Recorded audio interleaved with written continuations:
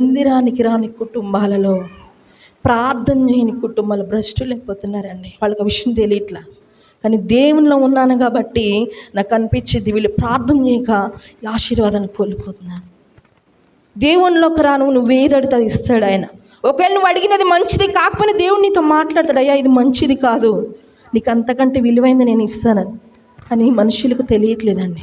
ఆ తాగుడే శాస్త్రం అనుకుంటున్నారు, అమ్మాయిలతో అదే శాస్త్రం అనుకుంటున్నారు, ఏమండి అబ్బాయిలతో అదే శాస్త్రం.